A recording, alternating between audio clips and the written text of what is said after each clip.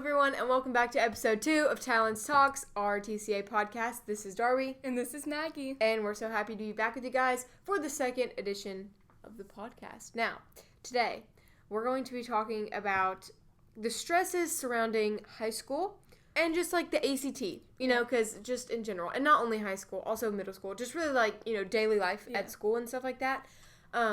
We just said high school because we're in high school. Easier for us to talk about it that way. But anyways, we're just going to be talking about, like the pressures that surround it and how to kind of like relieve stress and stuff. So first of all, the ACT is something that's been very, very heavily talked about this school year. In every class I've gone to, it's all about ACT.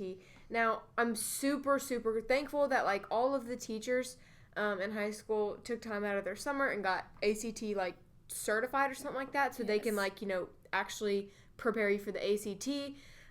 Very grateful for that because it's definitely something that we need, I think. Just because, like, there is so much pressure around it being, like, one test, like, one score, 1 to 36, like, determines your whole future, quote unquote, you know? Like, so, don't get me wrong, super thankful for that. However, that doesn't mean that it takes the stress away. Like, there's 100% still a ton of stress. Not even just talking about the ACT, just talking about high school in general and even middle school.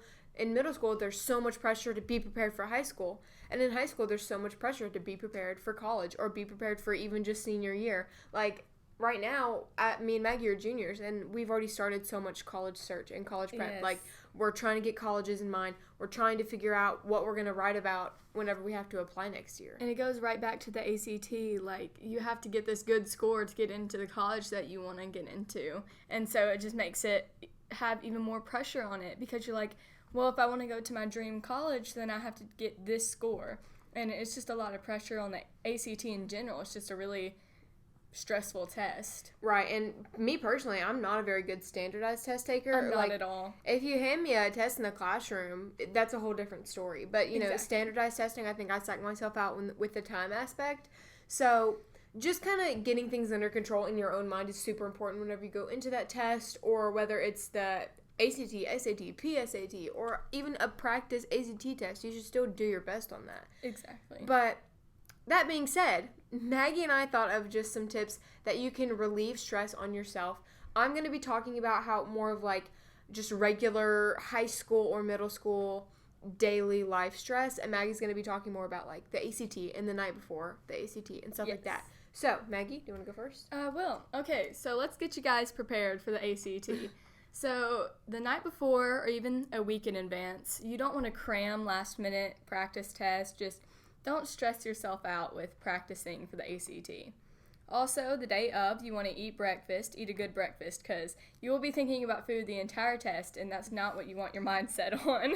For sure. The night before, make sure you get your supplies ready for the next day, and that you pick out an outfit so that you're not stressing out in the morning. And make sure the outfit is comfortable, because you just want to be comfortable while taking this test.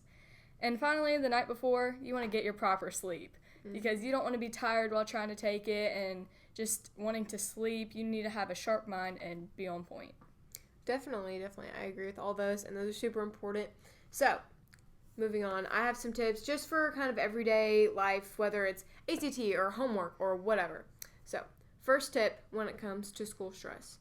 The biggest one for me, I kind of put them like just from personal experience, the biggest one that I need to do is the first one here, and it's give your mind a break / give yourself free time. Because I know that whenever, let's say like I have 3 tests the next day that I need to study for, or I have hours worth of homework, I just am like, okay, you know what, Darby? You cannot do anything else until you sit here for 4 hours and do homework. Yes. And what way is that to live? Why am I giving myself, like, a 4-hour window of just no fun or nothing, yes. Like, just work?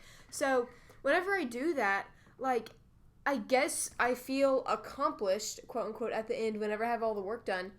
But I would also feel accomplished if I gave myself 20 seconds to breathe, you know what I mean? Yes. So giving yourself free time is a huge thing. What I am trying to do now is work on one subject or one assignment, give yourself a 5 to 10 minute break depending on how hard or long the assignment took, and then just go back. You don't have to just sit there and power through your work, it's not this big pressure thing, especially if it's due the next day. You have, I understand, like, with sports, and I have a job, like, work, it gets in the way. But just plan it out, give yourself time, and give your mind a rest so that you're not constantly just going and going. Yes.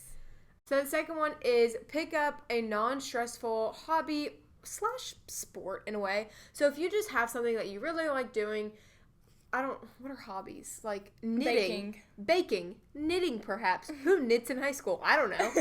Baking is my stress reliever all the way. Yeah. Or, eating your baking is probably my stress reliever. But anyways, whether you play an instrument that, you really enjoy or whatever, just taking a break from your work and going to do that hobby or going to practice, whether it's basketball or volleyball or whatever sport you play. Just doing things that you enjoy can take your mind off of the stresses of work or school or whatever stress is going on. So, whenever you feel stressed, maybe for me, I just need to go outside and shoot some basketball a little bit or set the volleyball a couple times, because those are the sports that I play and I really enjoy playing them. So practicing them can take my stress off of things for a little bit. And it's also helpful because you're practicing for the sport. Yeah, two birds with one stone, right? Okay, and then number 3 is to go on a short walk in between assignments. So really the first 3 you can be doing all at the same time, giving yourself a mental break, going to do your hobby or whatever, and going on a walk between assignments. Just giving yourself like fresh air. I think if you're doing your work inside, just going outside and just walking around. Like, I have a long driveway, so maybe you can walk like up and down your driveway or walk around in your backyard. Or if you live on the highway, don't walk in your front yard because that's the road. But just if you have a swing outside or whatever, just give yourself a little bit of time outside, some fresh air, some sun. If it's raining, that's really unfortunate. Do the other stuff. But just, I don't know, getting fresh air always helps me kind of like refocus, just taking some deep breaths outside. Definitely. Okay. The last couple are kind of just like a more personal stuff. Listen to music. I always am listening to music. Like, if I'm not doing anything, I'm listening to music. Like, I listen to music in the morning when I get ready, on the way to school. Like, constantly. Spotify's my best friend. It's probably like the most used app on my phone. I'm telling you guys.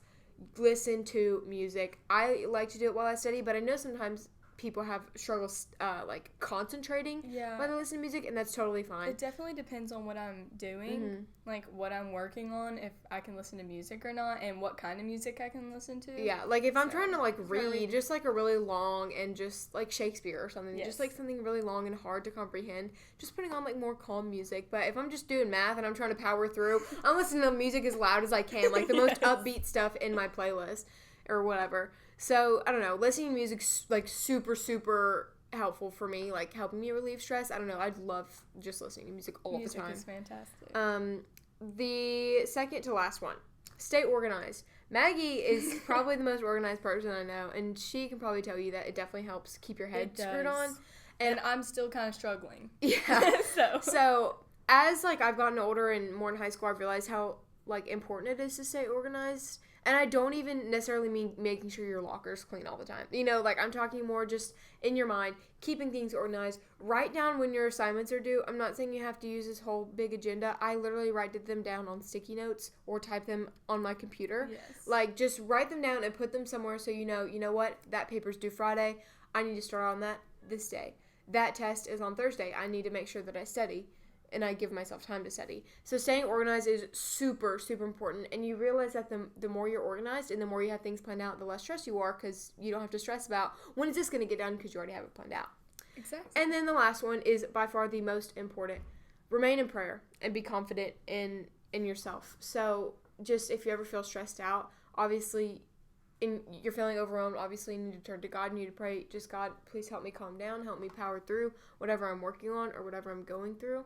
And you need to be confident that the Lord hears your prayers, because 100% He does. And you need to remain confident in yourself that you're going to be able to push through by the grace of God. Exactly. And I just think that is definitely the most important thing. So that's some really good advice, Darby. You think we should wrap it up for today? I think we should. As the printer goes off for the 3rd time during this podcast, we're going to wrap it up. Thank you so much for listening, and we'll see you guys next time. Bye. See you next time.